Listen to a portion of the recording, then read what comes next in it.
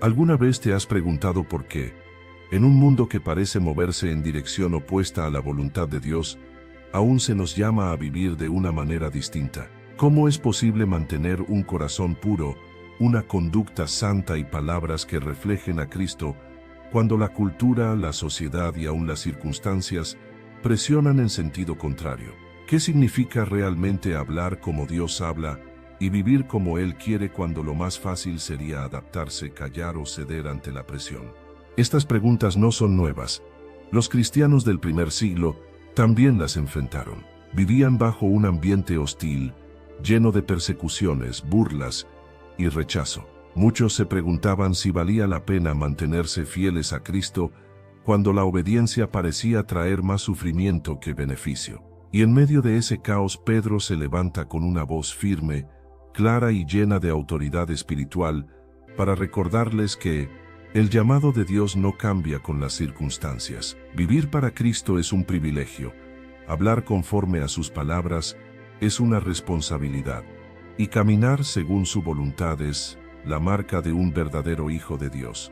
El capítulo 4 de la primera carta de Pedro es un llamado urgente a volver a lo esencial, a vivir conforme a la voluntad del Padre, aun cuando cueste, a no permitir que el sufrimiento nos desvíe, a entender que la vida cristiana auténtica no se define por la comodidad, sino por la fidelidad. Y dentro de este llamado, Pedro destaca una frase que se convierte en el corazón del capítulo y en la columna vertebral de nuestro estudio. Si alguno habla, hable conforme a las palabras de Dios. Este versículo clave revela un principio profundo. Los cristianos no solo debemos vivir de manera distinta, también debemos hablar de manera distinta. Dios nos llama a tener un lenguaje que refleje su verdad, su carácter, su santidad y su sabiduría. Nuestras palabras deben tener el peso del cielo, la verdad de la Escritura y la gracia del Espíritu. Pero Pedro no se queda en las palabras. También nos dirige a la forma en que debemos vivir. Si alguno ministre conforme al poder que Dios da. No se trata solo de decir lo correcto, sino de vivir y servir con una fuerza que no proviene de nosotros, sino de Dios mismo. Esta combinación, hablar como Dios habla y vivir como Él quiere, es lo que distingue a los hombres y mujeres que realmente encarnan el Evangelio. En esta introducción te invito a abrir el corazón para examinar tu vida y tu caminar. Pregúntate, ¿mis palabras reflejan el carácter de Dios? ¿Mis decisiones revelan la voluntad del Padre? ¿Mi vida es un testimonio vivo del poder de Cristo?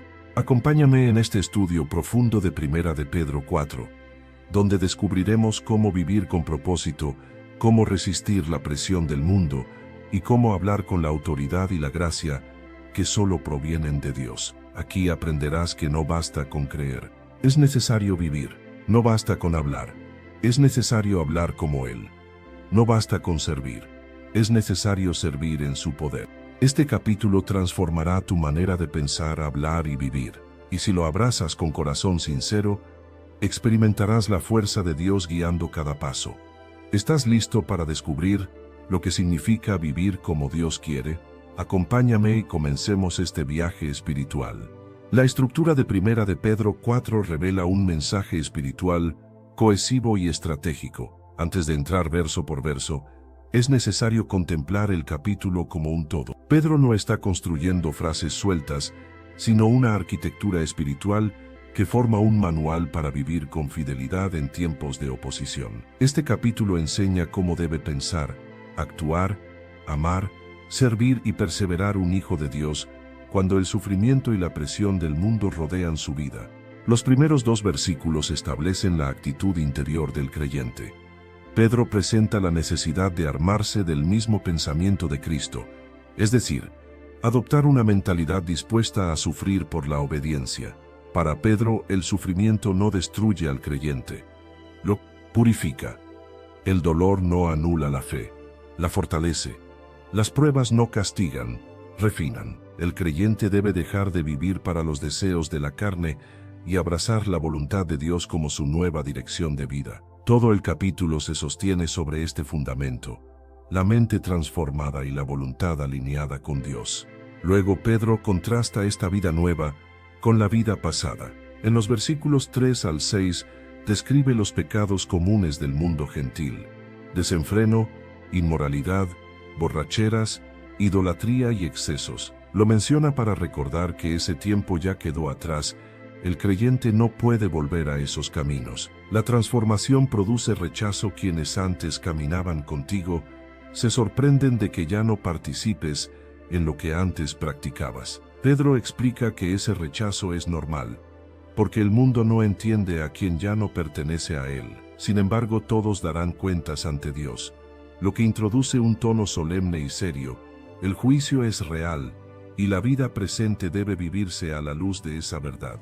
A continuación, en los versículos 7 al 11, Pedro revela el corazón práctico del capítulo. Declara que el fin de todas las cosas se acerca, no para generar miedo, sino para despertar urgencia espiritual. En consecuencia, el creyente debe vivir con sobriedad, vigilante en oración, ferviente en amor y comprometido en servir.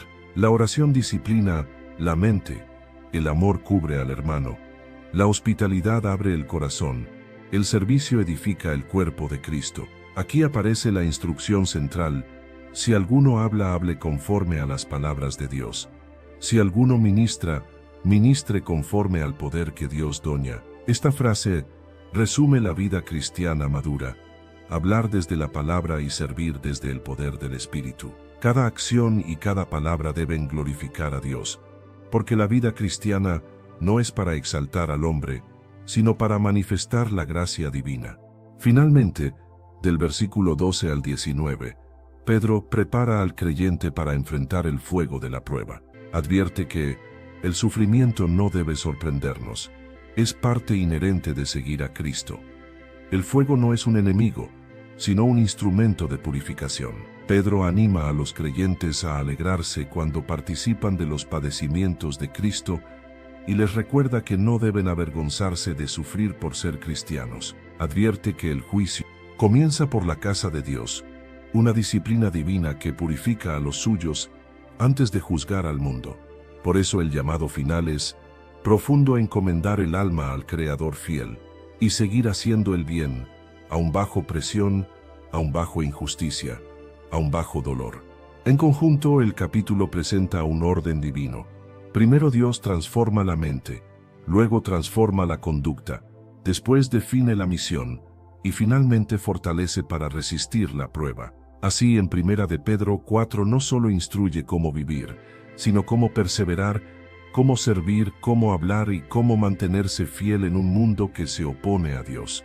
Para comprender plenamente el mensaje de 1 de Pedro 4, es necesario adentrarse en el contexto histórico, cultural y espiritual en el que fue escrito. Pedro no habla al vacío ni escribe desde la comodidad. Él se dirige a una iglesia que atravesaba una de las etapas más difíciles del cristianismo primitivo. Los creyentes vivían en medio del Imperio Romano, un sistema político, religioso y social profundamente hostil a la fe cristiana. La figura de Cristo era incomprendida, el Evangelio era visto como una amenaza y la nueva comunidad de creyentes era marginada, ridiculizada y en muchos casos perseguida. En este periodo, confesar a Cristo no era una decisión ligera. Declarar públicamente la fe podía costar la posición social, el trabajo, las relaciones familiares e incluso la vida. Los cristianos eran considerados extraños porque no participaban en las prácticas culturales populares, festivales paganos, celebraciones idolátricas, banquetes cargados de excesos, inmoralidad, ritos religiosos y cultos al emperador. Su forma distinta de vivir despertaba sospecha, burla e ira. Muchos creían que su rechazo a participar en estas actividades atraería la ira de los dioses, por lo que culpar a los cristianos de desgracias era común. Pedro escribe a creyentes dispersos en regiones como Ponto, Galacia, Capadocia, Asia y Bitinia. Estas comunidades estaban formadas por personas que habían dejado su vida antigua atrás para seguir a Cristo. Pero al hacerlo habían perdido amistades, habían sido aislados socialmente y enfrentaban presión constante para volver a sus antiguas prácticas. La fe no era un refugio emocional, era una batalla diaria. La conversión al cristianismo no solo transformaba su interior, sino que los colocaba automáticamente en el blanco del desprecio y la oposición. A este contexto se suma la figura del propio Pedro. Él no escribe como un teórico, sino como un hombre que vivió el proceso de ser quebrantado, restaurado y fortalecido por Cristo. Fue testigo de la gloria del Señor, pero también experimentó el peso de fallar y de ser levantado por la gracia. Pedro conocía el sufrimiento, la vergüenza, el miedo y la restauración. Sabía lo que significaba ser probado, corregido y purificado. Y desde esa autoridad moral y espiritual, anima a la Iglesia a permanecer firme. La clave para entender en 1 de Pedro 4 es reconocer que la Iglesia enfrentaba un doble desafío: sufrimiento externo y tentación interna. El sufrimiento externo venía de la sociedad, que rechazaba su fe. La tentación interna surgía del deseo de volver a la vida pasada, de encajar para evitar ser señalados, de callar para no ser perseguidos. Pedro escribe para cortar ese ciclo y recordarles que su identidad ya no estaba en el mundo, sino en Cristo. Les recuerda que el sufrimiento no era señal de abandono de Dios, sino evidencia de que pertenecían al reino. El propósito de Pedro no es alarmar, sino fortalecer. Él quiere que los creyentes comprendan que su fe no depende de circunstancias favorables, sino de su conexión con Dios. En un mundo que exigía conformidad, Pedro los llama a vivir como un pueblo distinto, un pueblo apartado, un pueblo cuyo testimonio brillante expondría las tinieblas del entorno. La santidad no era una sugerencia, sino una necesidad espiritual para sobrevivir en un ambiente corrupto. Además, el contexto cultural romano estaba lleno de presiones sociales. Rehusarse a participar en las prácticas populares podía ser interpretado como un acto de rebeldía, desprecio o traición a la cultura. Muchos cristianos eran acusados injustamente, señalados como peligrosos, supersticiosos o antisociales. Este clima hacía que cada acto de fidelidad a Cristo fuera un acto de valentía. Cada palabra hablada con verdad era un riesgo. Cada acto de obediencia era una declaración espiritual que podía levantar oposición. Por eso Pedro escribe un capítulo que une identidad, conducta, palabras, servicio y sufrimiento. Él quiere que los cristianos comprendan que su vida entera es un testimonio y que, aunque el mundo los rechace, Dios los sostiene. Entender este contexto nos permite apreciar la fuerza del mensaje. Pedro está formando creyentes que no retroceden, sino que se mantienen de pie, que no ceden, sino que resisten, que no imitan al mundo, sino que reflejan a Cristo.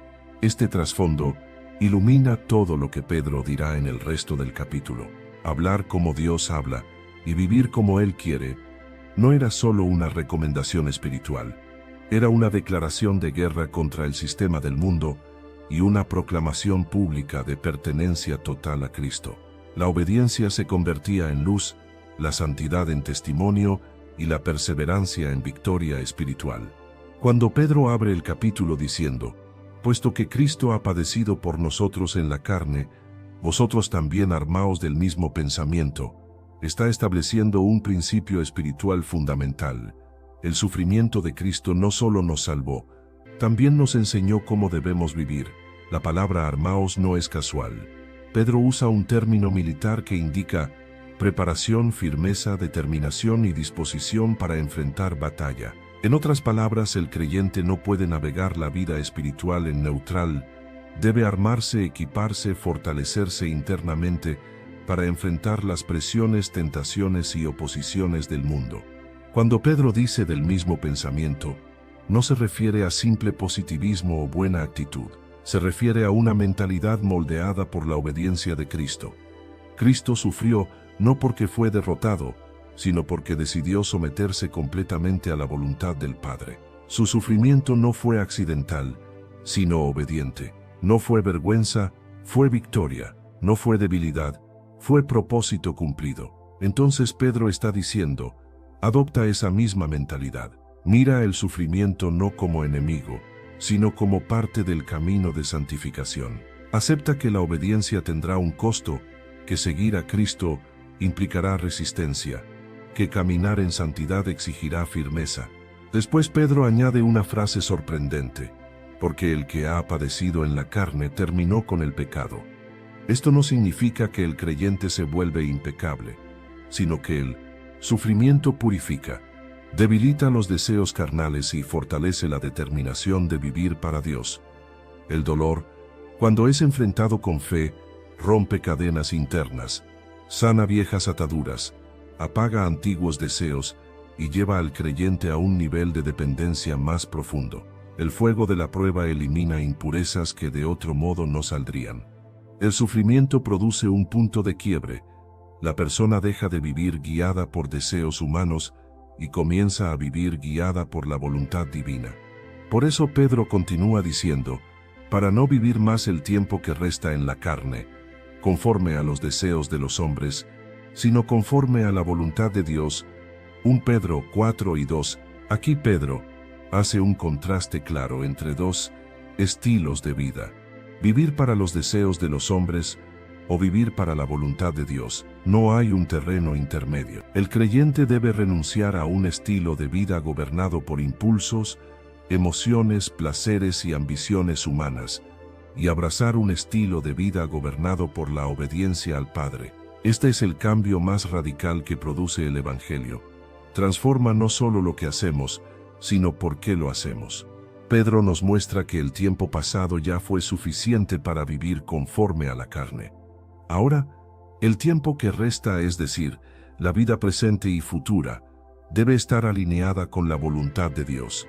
Este cambio no es superficial, es profundo y total. Afecta decisiones, prioridades, relaciones, palabras, hábitos, pensamientos, emociones y reacciones.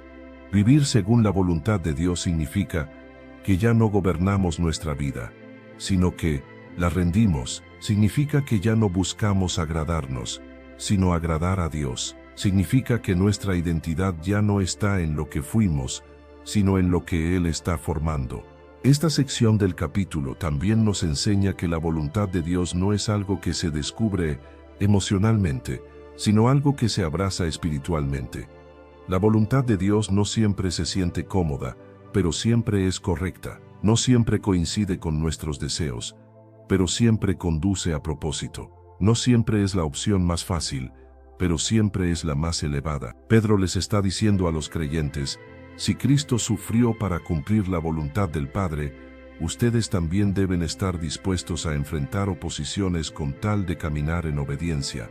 Además, esta mentalidad cambia la percepción del combate espiritual. Muchas veces los cristianos desean una vida sin pruebas, sin dificultades, sin oposición, pero Pedro muestra que el verdadero crecimiento y la verdadera santidad nacen en tiempos difíciles. No se trata de buscar el sufrimiento, sino de no huir de la obediencia cuando el sufrimiento aparece. Es en esos momentos donde el carácter se forma, la fe madura, los deseos se purifican y la voluntad de Dios se afirma. Esta sección del capítulo prepara todo lo que viene después. Si el creyente no adopta esta mentalidad, no podrá abandonar la vida pasada, no podrá vivir sobrio, no podrá amar fervientemente, no podrá servir con poder, ni podrá resistir el fuego de la prueba. La base de toda vida cristiana madura es esta: una mente transformada que decide vivir no para sí misma, sino para Dios. Entender esto es crucial. La vida cristiana no comienza con acción, sino con disposición. No comienza con obras, sino con rendición. No comienza con fuerza humana, sino con una decisión interna. Vivir el tiempo que resta conforme a la voluntad del Señor. Esta verdad abre el camino para comprender el resto del capítulo, porque Pedro no está formando creyentes emocionales, sino creyentes maduros que saben que el sufrimiento no destruye al cristiano, sino que revela lo que Cristo ha hecho en él. Cuando Pedro escribe, baste ya el tiempo pasado para haber hecho lo que agrada a los gentiles, en 1 de Pedro 4:3, no está simplemente describiendo la vida anterior de un creyente, está emitiendo un decreto espiritual. Está diciendo, lo de antes ya no te define, ya no te pertenece, ya no te gobierna. Ese tiempo quedó detrás, cerrado, terminado. No importa cuán larga o intensa haya sido esa etapa, ya cumplió su ciclo. Pedro establece una línea clara entre lo que fuiste y lo que eres ahora en Cristo. El tiempo pasado, sea mucho o poco, fue más que suficiente para vivir en una vida dominada por la carne, guiada por impulsos, atrapada en prácticas que deshonran a Dios y destruyen el alma. Pedro menciona específicamente desenfreno, borracheras, lascivias, orgías, embriagueces, idolatrías y desórdenes. Estas palabras describen la vida típica del mundo gentil, un mundo gobernado por deseos sin freno, placeres sin límites e idolatría en todas sus formas. No era una sociedad moralmente neutral, sino completamente entregada a la corrupción espiritual, emocional y física. Pero Pedro no expone esta lista para humillar al creyente, sino para recordarle que esa vida ya no es suya. Lo que antes era normal, ahora es incompatible con la nueva identidad en Cristo. La gracia no solo perdona el pasado, rompe su influencia, no solo limpia la historia, transforma el presente, no solo borra la culpa, cambia el corazón. Por eso Pedro escribe con una firmeza casi paternal: baste ya. Es un llamado a no volver atrás, a no coquetear con la vida vieja, a no reabrir heridas cerradas, ni caminos que ya fueron abandonados. Luego añade: a ellos les parece cosa extraña que vosotros no corráis con ellos en el mismo desenfreno de disolución, y os ultrajan, en 1 de Pedro 4:4. Aquí Pedro expone una realidad espiritual que todo creyente experimenta cuando Cristo transforma tu vida. El mundo lo nota. Cuando dejas de vivir como ellos, cuando ya no participas en lo que antes te atrapaba, cuando ya no encajas en su sistema, la reacción del entorno no siempre es positiva. A veces es incomprensión, otras veces burla, otras veces rechazo y en muchas ocasiones ataque directo. Es importante notar que Pedro dice: no corráis con ellos. Es decir, el mundo corre hacia el pecado, corre hacia el vacío, corre hacia la destrucción. Es un movimiento constante, rápido y colectivo. Pero el creyente ya no corre en esa dirección, ya no fluye con la corriente del mundo, sino contra ella, y eso siempre llama la atención. El mundo celebra lo que Dios condena y condena lo que Dios celebra. Por eso cuando tú eliges agradar a Dios, el mundo no te entiende. Tu pureza incomoda, tu decisión de apartarte luce extraña, tu santidad los confronta sin que digas una sola palabra. Y muchas veces, esa incomodidad del mundo se convierte en ultraje, burla o presión social para que vuelvas atrás. Pedro quiere que el creyente entienda algo clave. El rechazo del mundo no es señal de fallo espiritual, sino de fidelidad espiritual. El hecho de que ya no encajes es evidencia de que Cristo te ha transformado. Antes eras parte del sistema, ahora eres parte del reino. Antes corrías con ellos, ahora caminas con Dios. El rechazo no es un castigo, es un resultado natural de la luz viviendo en medio de las tinieblas. Además, esta sección revela un principio profundamente liberador. La vida vieja no puede reclamar derechos sobre ti, porque fue crucificada con Cristo. Los deseos del pasado ya no tienen el mismo poder. Las amistades que te arrastraban ya no tienen la misma influencia. Los hábitos que antes dominaban ya no tienen la misma fuerza. Sí, la tentación puede aparecer, los recuerdos pueden venir, y el mundo puede insistir. Pero Pedro asegura que esa etapa ya cumplió su tiempo. Y cuando Dios dice que algo terminó, ya no tiene autoridad sobre tu presente. Pero Pedro no se queda solo en la comparación entre el pasado y el presente. También introduce la perspectiva eterna. Dice que aquellos que viven lejos de Dios y se burlan de los creyentes, darán cuenta al que está preparado para juzgar a los vivos y a los muertos. Esta frase coloca toda la conversación en una dimensión absoluta: la eternidad. No importa cuál sea la opinión del mundo hoy, lo que importa es que todos comparecerán ante Dios. Y esta verdad debe traer paz al corazón del creyente. No necesitamos defendernos del rechazo ni desesperarnos por la incomprensión. Dios juzgará con justicia. Él ve, Él registra, Él conoce, Él retribuye. Finalmente Pedro quiere que el creyente entienda que dejar el pasado no es pérdida, sino victoria. Renunciar a la vida vieja no te quita nada, te libera de todo aquello que te destruía. Separarte del mundo no te limita, te santifica. Ser incomprendido por los demás no te debilita, te afirma en tu identidad. El Espíritu Santo no te llamó a sobrevivir entre dos vidas, sino a vivir plenamente en la nueva naturaleza que Cristo te regaló. Dejar atrás la vida pasada no es un esfuerzo humano, es una realidad espiritual. El tiempo viejo ya se fue, el tiempo nuevo ya llegó. Y Pedro quiere que el creyente lo abrace con convicción, con valentía y con gratitud. Cuando Pedro declara, «Mas el fin de todas las cosas se acerca», en 1 de Pedro 4:7, no está haciendo un anuncio sensacionalista, ni tratando de provocar miedo. Pedro está recordándole a la iglesia una verdad que debe marcar cada pensamiento, cada decisión, cada palabra y cada acción del creyente. Vivimos en tiempos finales, no porque el calendario humano lo determine, sino porque la historia ya ha entrado en su etapa decisiva desde la resurrección de Cristo. Es como si Pedro dijera, estamos más cerca de la eternidad que nunca, así que vivid con propósito, con enfoque y con urgencia espiritual. La frase «el fin se acerca» coloca a cada creyente en una postura de vigilancia y sobriedad. Cuando la mente comprende que la vida no es infinita y que Cristo regresará, deja de desperdiciar tiempo en cosas temporales. La perspectiva eterna limpia el corazón de distracciones, ambiciones vacías, preocupaciones innecesarias y batallas sin propósito. Pedro quiere que el creyente viva con los ojos abiertos, consciente del tiempo, consciente de la eternidad, consciente de la misión. No se trata de vivir asustado, sino enfocado. Por eso inmediatamente añade, sed pues sobrios y velad en oración. La sobriedad es más que evitar excesos, es una mente clara, enfocada, equilibrada, gobernada por la verdad y no por las emociones, impulsos o presiones del mundo. La persona sobria no exagera, no dramatiza, no se deja llevar por el caos alrededor.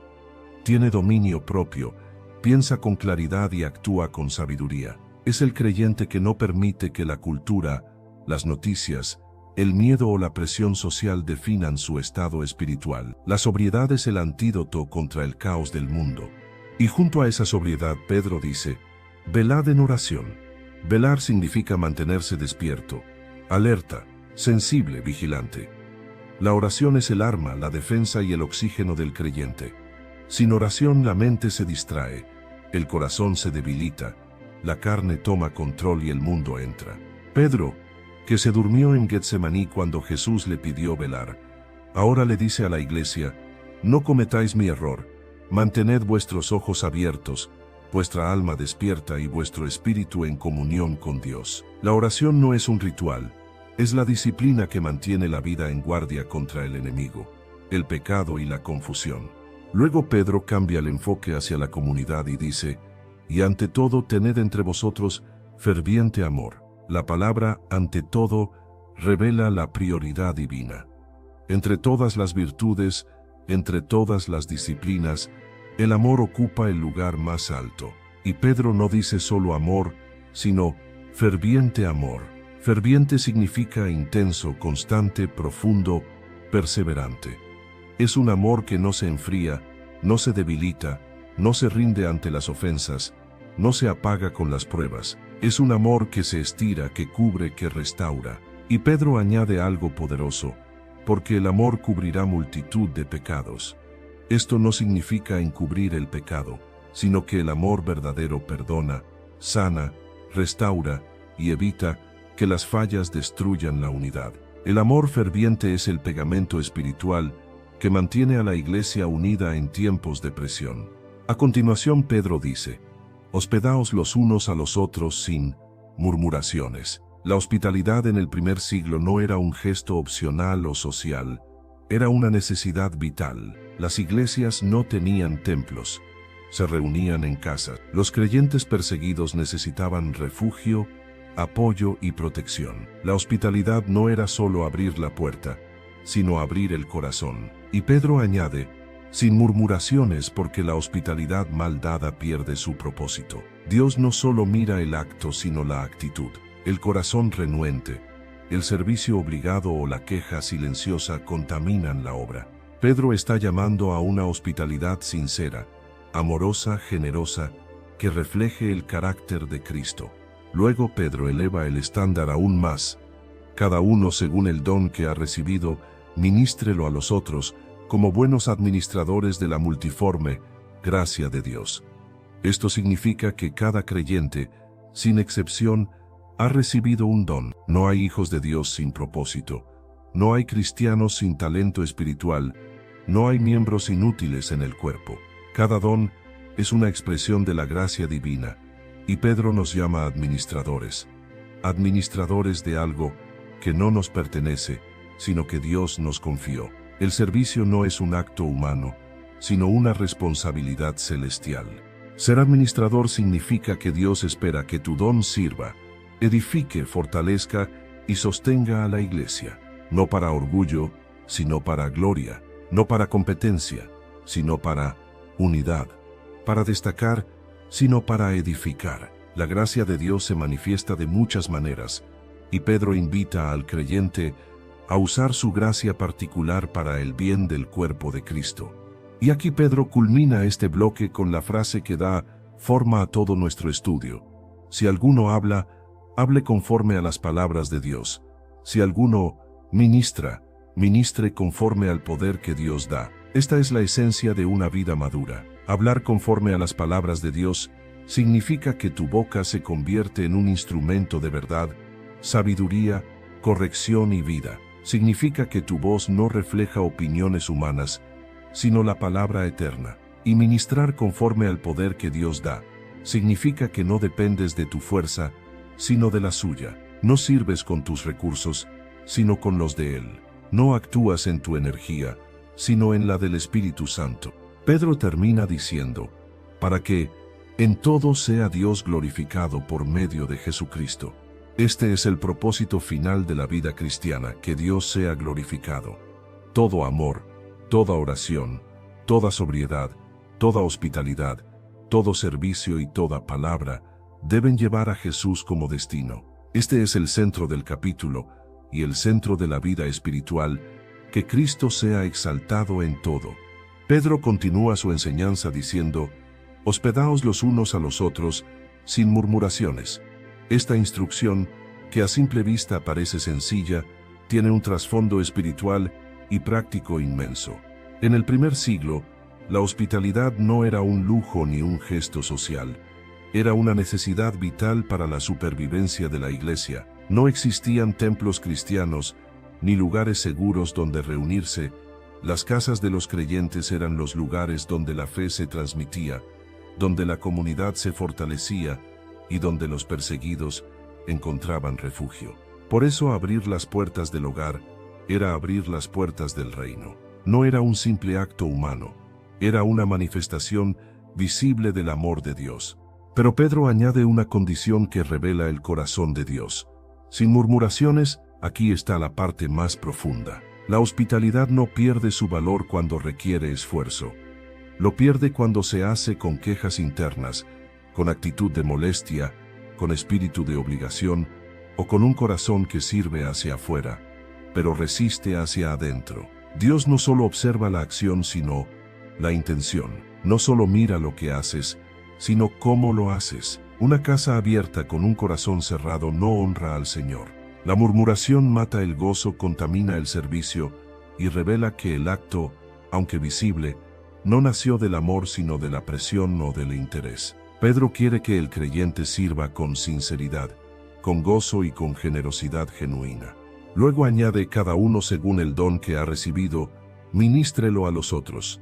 Con estas palabras Pedro rompe cualquier idea de que el servicio es solo para algunos o que la obra de Dios le pertenece a un grupo selecto. Aquí afirma algo extraordinario. Cada creyente tiene un don espiritual. No es cuestión de capacidad humana, sino de gracia divina. Dios ha depositado un regalo en cada uno de sus hijos, algo único, irrepetible y útil para la edificación del cuerpo de Cristo. No importa si la persona se considera pequeña, inútil, incapaz o poco espiritual. Si pertenece a Cristo, ha recibido un don, Pedro no dice si alguno tiene un don, sino cada uno ha recibido un don. Esta afirmación elimina la excusa de la pasividad espiritual. En el reino no existen espectadores, existen administradores. No hay miembros inútiles, solo dones sin activar. No hay siervos sin propósito, sino llamados que aún no han respondido. Pedro continúa diciendo que estos dones deben ser administrados como buenos administradores de la multiforme gracia de Dios. Esta frase es profundamente reveladora. Primero porque indica que los dones no nos pertenecen, los administramos. Eso significa que un día daremos cuentas por cómo los usamos. Segundo porque muestra que la gracia de Dios se expresa en múltiples formas. No hay un solo tipo de don, no hay una sola forma de servir. La gracia es multiforme, es decir, diversa, rica, amplia, variada. Algunos sirven con palabras, otros con acciones, otros con ayuda práctica, otros con enseñanza, otros con intercesión, otros con generosidad, otros con misericordia, otros con administración. Todos son expresiones de la misma gracia, reflejando distintos matices del carácter de Dios. Ser buen administrador significa reconocer que lo que Dios nos dio no fue para esconderlo, para guardarlo, para compararlo con el de otros, ni para usarlo únicamente en beneficio propio. Fue dado para servir. Cada don tiene una dirección clara, los otros. El servicio cristiano nunca es centrado en uno mismo. Siempre es hacia la comunidad, hacia el cuerpo, hacia los hermanos. Pedro está enseñando que el verdadero crecimiento espiritual ocurre cuando el creyente deja de vivir para sí mismo y empieza a vivir para edificar a otros. Esta sección del capítulo revela algo profundo. La iglesia madura es aquella donde cada miembro sirve según la gracia que Dios le dio. No todos hacen lo mismo, pero todos hacen algo. No todos tienen el mismo don, pero todos lo ejercen con la misma responsabilidad. Cuando cada creyente activa su don, la iglesia es fuerte. Cuando los dones se apagan, la iglesia se debilita. Además, Pedro coloca la hospitalidad y el servicio juntos por una razón espiritual. Ambos requieren sacrificio. Ambos exigen renuncia a la comodidad personal. Ambos ponen a prueba el corazón. Ambos muestran la madurez del creyente, y ambos revelan el carácter de Cristo, quien no vino para ser servido, sino para servir. En esta sección, Pedro está enseñando que la santidad no solo se expresa evitando el pecado, sino edificando activamente a los demás, que la madurez no solo se mide por el conocimiento, sino por la disposición a servir, y que el amor ferviente del que habló antes se hace visible cuando la gracia que recibimos la impartimos a quienes nos rodean. Esta parte del capítulo nos invita a revisar cómo estamos usando lo que Dios nos dio. Nos confronta con preguntas profundas. ¿Estoy administrando la gracia de Dios o la estoy guardando? ¿Estoy sirviendo con gozo o con murmuración? ¿Estoy usando mi don para edificar o estoy dejando que se oxide? ¿Estoy mirando al cuerpo de Cristo como un lugar donde debo recibir o como un lugar donde debo dar? Pedro quiere que la iglesia entienda que cada acto de servicio, cada gesto de amor y cada expresión del don espiritual es una manifestación viva de la gracia divina. Y cuando esta gracia fluye de un creyente a otro, Cristo es glorificado, la iglesia es fortalecida, y el mundo puede ver un testimonio auténtico del reino de Dios. Pedro culmina esta sección diciendo: si alguno habla, hable conforme a las palabras de Dios. Si alguno ministra, ministre conforme al poder que Dios da. En 1 de Pedro 4:11. Esta frase encierra dos principios fundamentales que definen la esencia de una vida cristiana madura. No son sugerencias, sino estándares divinos. Pedro está diciendo: tu boca y tus acciones deben reflejar directamente la naturaleza de Dios. No deben nacer de tu carne, sino de su espíritu. Cuando Pedro dice: si alguno habla, hable conforme a las palabras de Dios, no está reservando esta instrucción para pastores o maestros, sino para todo creyente. En la Biblia, hablar no es solo predicar, es aconsejar, exhortar, corregir, consolar, enseñar, orar, animar, advertir y edificar. Cada palabra que sale de la boca del creyente tiene peso espiritual. La lengua no es un instrumento neutral, es un canal de vida o de destrucción. Por eso Pedro establece un estándar altísimo. Cuando hables, asegúrate de que tus palabras lleven la marca de Dios. Hablar conforme a las palabras de Dios significa que nuestras palabras deben nacer de la verdad, no de opiniones humanas. Deben estar alineadas con la Escritura, no con emociones pasajeras. Deben reflejar sabiduría celestial, no reacciones impulsivas. Significa que un creyente no puede permitirse un lenguaje contaminado por crítica, amargura, murmuración, queja, mentira o destrucción. La boca del cristiano debe ser un instrumento limpio, una fuente pura, un río de vida que edifica a quienes lo escuchan. Pedro está diciendo que tu hablar sea un eco de Dios, que quien te oiga la verdad, la gracia, la justicia, la santidad y el corazón del Padre.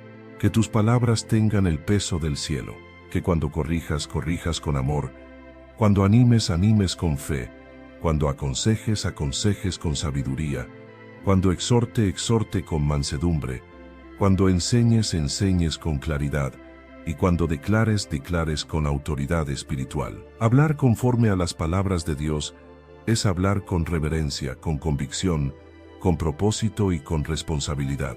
El creyente que habla así no hiere, sana, no confunde, ilumina, no destruye, construye. Luego Pedro añade, si alguno ministra, ministre conforme al poder que Dios da. Esta parte es igualmente profunda. Ministra significa servir, y en el reino puedes servir con tus manos, tu tiempo, tus dones, tu intercesión, tu enseñanza, tu hospitalidad, tu generosidad o tu apoyo. Pero Pedro está diciendo, no sirvas desde tus fuerzas, sirve desde el poder que Dios da. El servicio humano es limitado, se agota, se cansa, se frustra, se corrompe con facilidad. Pero el servicio que nace del poder de Dios es limpio, continuo, firme, humilde, efectivo y sobrenatural. Servir con el poder que Dios da significa que no dependes de tu energía, tu ánimo, tu capacidad o tu talento, sino del Espíritu Santo que obra en ti. Significa que lo que haces no proviene de ti, sino de Dios fluyendo a través de ti. El servicio guiado por Dios no es pesado, no es forzado, no es agotador, es una expresión de gracia. La persona que sirve en su fuerza termina cansada. La que sirve en el poder de Dios termina fortalecida. La que sirve desde la carne busca reconocimiento. La que sirve desde el Espíritu busca glorificar a Cristo. La que sirve desde su ego compite. La que sirve desde Dios edifica. Pedro quiere que cada creyente entienda que no solo es importante qué haces, sino cómo lo haces. Puedes hacer una obra correcta de una forma incorrecta. Puedes servir con actitud equivocada. Puedes ayudar sin amor. Puedes dar sin gozo. Puedes trabajar sin depender de Dios. Por eso Pedro establece este filtro espiritual. Todo servicio debe fluir del poder de Dios, no de la fuerza humana. Y cuando un cristiano sirve desde esa fuente, su obra no se cae, su espíritu no se agota y su fruto permanece. Pedro termina esta parte diciendo, para que en todo sea Dios glorificado por medio de Jesucristo. Esta frase revela la razón final detrás del hablar y del servir. Dios no quiere gente que hable bien para ser escuchada, ni gente que sirva para ser admirada. Quiere hijos cuya vida complete el círculo de la gloria. Lo que hablamos y lo que hacemos debe terminar exaltando a Cristo. La meta de nuestras palabras no es impresionar, sino manifestar la verdad. La meta de nuestro servicio no es destacar, sino expresar el carácter de Dios. La vida cristiana madura no está centrada en el yo, sino en Cristo. Por eso esta sección es el corazón de todo el capítulo. Pedro está diciendo, si quieres vivir como Dios quiere, vigila tu boca, vigila tu servicio, vigila tu propósito. Deja que Dios inspire tu hablar, deja que Dios energice tu servir, y deja que Cristo sea el objetivo de tu vida entera. Esta parte del capítulo nos confronta con preguntas profundas. ¿Mis palabras reflejan el corazón de Dios o mis emociones? ¿Estoy hablando conforme a la Escritura o repitiendo el lenguaje del mundo? Mi servicio fluye del Espíritu o de mis fuerzas.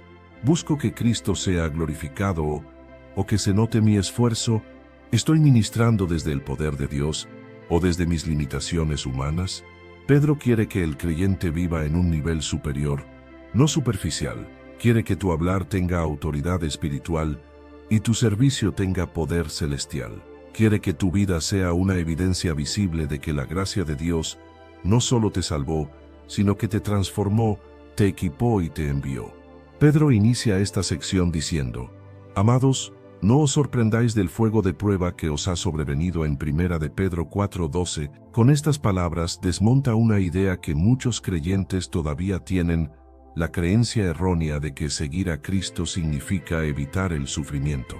Pedro no suaviza la realidad, la expone con claridad. Dice literalmente: no te sorprendas, no te asustes, no lo consideres extraño, no pienses que algo está mal contigo. El fuego de la prueba no es evidencia de abandono divino, sino evidencia de pertenencia divina. La expresión fuego de prueba es profunda. No se refiere a una dificultad ligera ni a un problema pasajero. El fuego purifica el oro, separa lo impuro, revela lo que es genuino. El cristiano que nunca pasa por fuego todavía no sabe cuánto vale su fe. La fe no se fortalece en la comodidad, se fortalece en la comodidad, se fortalece en la resistencia. Pedro está diciendo: si estás pasando por fuego, Dios está obrando. Él está sacando de tu vida lo que no debe estar y fortaleciendo lo que sí debe permanecer. Luego añade como si alguna cosa extraña os aconteciese. Esta frase es una corrección directa al pensamiento humano que cree que el sufrimiento siempre indica error, pecado o fracaso espiritual. Pedro dice lo contrario. Cuando sufres por Cristo y por causa de tu fe, no es extraño, es normal, no es señal de derrota, sino de identidad. El sufrimiento cristiano no surge por accidente, sino por propósito. Cada prueba tiene un diseño, cada dolor tiene una enseñanza, cada fuego tiene una purificación. Entonces Pedro cambia de tono y dice: sino gozaos por cuanto sois participantes de los padecimientos de Cristo. Esto es revolucionario. Pedro no solo te dice que no te sorprendas, te dice que te alegres. ¿Cómo es posible alegrarse en medio del dolor? La respuesta es que no te alegras por el dolor, sino por lo que el dolor revela. Eres partícipe de Cristo.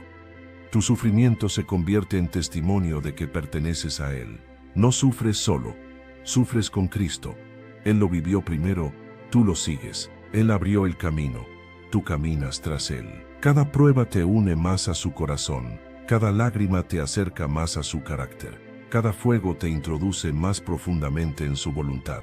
Luego Pedro añade: para que también en la revelación de su gloria os gocéis con gran alegría. Aquí Pedro levanta la mirada del creyente hacia la eternidad. El sufrimiento presente es temporal, la gloria futura es eterna. El fuego dura un tiempo, la recompensa dura para siempre. Pedro quiere que el creyente mire más allá del momento y contemple el futuro. Los que sufren con Cristo reinarán con Él. Los que soportan la prueba verán su gloria. Los que permanecen fieles recibirán corona. El gozo presente es mayor cuando se tiene una visión eterna. Pedro continúa: si sois vituperados por el nombre de Cristo, sois bienaventurados. Esta declaración es contracultural. El mundo considera deshonra ser rechazado. Dios considera bendición. El mundo cree que la burla es humillación. Dios dice que es honra. El mundo piensa que ser señalado por la fe es vergüenza. Dios dice que es felicidad. Pedro asegura que ser vituperado por Cristo es señal de bendición, no de vergüenza. ¿Por qué? Él mismo lo explica: porque el Espíritu de gloria y de Dios reposa sobre vosotros. Aquí se revela el secreto espiritual del sufrimiento cristiano. Cuando eres atacado por tu fe, la gloria de Dios descansa sobre ti de manera especial. No se trata de una presencia simbólica, sino real. En los momentos de prueba, el Espíritu Santo se manifiesta con mayor fuerza sobre la vida del creyente. Esa gloria no siempre se ve externamente, pero se siente internamente. Es fortaleza sobrenatural en medio de la presión. paz en medio de la tormenta, luz en medio de la oscuridad, consuelo en medio del rechazo. En el fuego el Espíritu reposa sobre ti, en la prueba Dios te cubre. Lo que el mundo ve como vergüenza, Dios lo ve como gloria. Pedro hace una aclaración necesaria. Así que, ninguno de vosotros padezca como homicida o ladrón o malhechor o por entrometerse en lo ajeno. Es decir, si sufres por tu pecado, por tus malas decisiones o por tus actos injustos, no confundas eso con sufrimiento por Cristo. Pedro no santifica el dolor provocado por la carne. Él distingue entre sufrimiento justo y sufrimiento injusto. El primero honra a Dios, el segundo es consecuencia del pecado y necesita arrepentimiento, no gloria. Pedro quiere que el creyente se asegure de que su sufrimiento provenga de su fidelidad, no de su desobediencia. Luego Pedro vuelve al tema principal, pero si alguno padece como cristiano, no se avergüence, glorifique a Dios por ello. Esta frase es una de las declaraciones más poderosas del Nuevo Testamento. Pedro está diciendo, si sufres por ser cristiano, no te escondas, no retrocedas, no calles, no sientas vergüenza. Al contrario, levanta tu cabeza, glorifica a Dios, siéntete honrado, porque estás caminando en las pisadas de tu Señor. El mundo intenta avergonzarte, Dios te honra, el sistema te acusa, Dios te valida, el enemigo te ataca, Dios te fortalece. El sufrimiento cristiano no es señal de abandono, sino de elección. Cristo sufrió antes que tú, sufrió más que tú, y sufrió por ti. Cada vez que tú sufres por su nombre, esa unión con Él se hace más profunda. Pedro quiere que la iglesia entienda que la gloria de Dios se manifiesta especialmente en los que sufren fielmente. La prueba revela la fe genuina, expone el carácter verdadero y purifica el corazón. Aquí Pedro está formando cristianos que no se derrumban en la prueba, sino que se fortalecen, cristianos que no ven el dolor como enemigo, sino como herramienta de Dios, cristianos que no se avergüenzan del Evangelio, sino que lo abrazan incluso cuando cuesta, cristianos que viven para agradar a Dios, incluso cuando eso provoca rechazo. Pedro concluye este capítulo con una afirmación que sacude, confronta y al mismo tiempo fortalece al creyente. Porque es tiempo de que el juicio comience por la casa de Dios, en 1 de Pedro 4:17. Estas palabras no deben ser tomadas a la ligera. Pedro no está hablando de condenación para los hijos de Dios, sino de purificación. No está hablando de castigo eterno, sino de disciplina divina. La casa de Dios es su pueblo, su iglesia, sus hijos, y Pedro declara que antes de que Dios juzgue al mundo, primero purifica a los que le pertenecen. ¿Por qué? Porque Dios no permite que su pueblo viva en tibieza, doblez, mezcla o superficialidad. Él limpia, corrige, enfoca y purifica a los suyos, no por dureza, sino porque los ama. El juicio que comienza por la casa de Dios no es destrucción, sino refinamiento. No es rechazo, sino corrección. No es enojo, sino amor disciplinador. El Padre ama demasiado a sus hijos como para dejarlos quedarse en la mediocridad espiritual. Si el fuego ha llegado a tu vida, no es señal de que Dios te haya abandonado, sino de que te está formando. Está sacando impurezas, está quemando lo que no sirve, está fortaleciendo tu fe, está afirmando tu carácter. La disciplina divina no destruye, transforma, el fuego no mata, purifica. Pedro añade, y si primero comienza por nosotros, ¿cuál será el fin de aquellos que no obedecen al Evangelio de Dios? Aquí introduce una perspectiva eterna inevitable. Si la obra de Dios con sus hijos es purificarlos, ¿qué ocurrirá con aquellos que rechazan su Evangelio? Pedro no está amenazando, está mostrando la realidad espiritual más seria que existe. Si el justo es purificado, el impío será juzgado. Si el creyente atraviesa fuego para ser fortalecido, el incrédulo lo atravesará para ser condenado. Si Dios disciplina a los suyos para prepararlos, ¿qué será de los que desprecian la salvación? Pedro continúa diciendo, y si el justo con dificultad se salva, ¿en dónde aparecerá el impío y el pecador? La frase con dificultad no significa que la salvación sea incierta o frágil, sino que el camino de la fe es estrecho, requiere resistencia, perseverancia, obediencia y purificación. No es un camino de comodidad, es un camino de consagración. Pedro está diciendo, si para el justo el camino es estrecho y refinador, ¿qué futuro le espera al que rechaza a Cristo? La respuesta es solemne: ningún futuro. No hay refugio fuera de Cristo. No hay salvación sin Él. No hay vida eterna lejos de su gracia.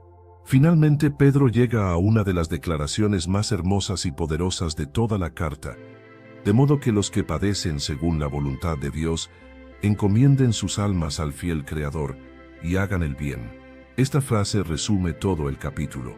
Pedro le dice al creyente, si estás sufriendo por hacer el bien, si estás atravesando pruebas por ser fiel, si estás enfrentando oposición por vivir según la voluntad de Dios, entonces no temas, no retrocedas, no te rindas, entrégale tu alma al Creador fiel. Pedro revela aquí tres grandes verdades. Los hijos de Dios pueden padecer según la voluntad de Dios. No todo sufrimiento es castigo. A veces es parte del plan de Dios para fortalecerte, para usarte, para mostrar su gloria a través de ti. Pedro redignifica el sufrimiento. No es señal de derrota, sino de propósito. Dios es un creador fiel. Esta es una de las pocas veces en el Nuevo Testamento donde Dios es llamado así. Pedro quiere que el creyente recuerde que quien te creó no te abandona, quien te formó no te suelta, quien te dio vida no te destruye. Él es fiel, estable, inmutable, digno de confianza. Si Él permite una prueba, también sostendrá tu alma. Si Él permite fuego, también te cubrirá en medio de él. Su fidelidad no falla. La respuesta del creyente es encomendar el alma y seguir haciendo el bien. Encomendar el alma significa entregarle tu vida, tu futuro, tus emociones, tus cargas y tu destino a Dios. No es resignación, es confianza. No es derrota, es descanso. Y después de entregar el alma, Pedro dice, y hagan el bien. Esto significa, no permitas que la prueba te vuelva amargo. No permitas que el rechazo te endurezca. No permitas que la oposición te apague. Sigue haciendo el bien, sigue obedeciendo, sigue amando, sigue sirviendo, sigue hablando conforme a las palabras de Dios, sigue viviendo como Él quiere. Pedro cierra el capítulo con una verdad invencible. El creyente fiel nunca pierde, ni siquiera en el fuego, porque su alma está en manos del Creador, su vida está en manos de Cristo, su espíritu está en manos del Espíritu Santo, y su futuro está asegurado en la gloria eterna. Aquí se completa el mensaje de todo el capítulo. Vive según la voluntad de Dios. Deja atrás la vida vieja. Mantente sobrio, alerta en oración. Ama fervientemente. Sirve con el don que Dios te dio. Habla como Dios habla. Vive con el poder que Dios doña. No temas el fuego. Dios te purifica, te sostiene y te guarda. Entrégale tu alma y sigue haciendo el bien. Así termina Primera de Pedro 4, con una invitación a confiar, a perseverar y a permanecer fiel hasta el final.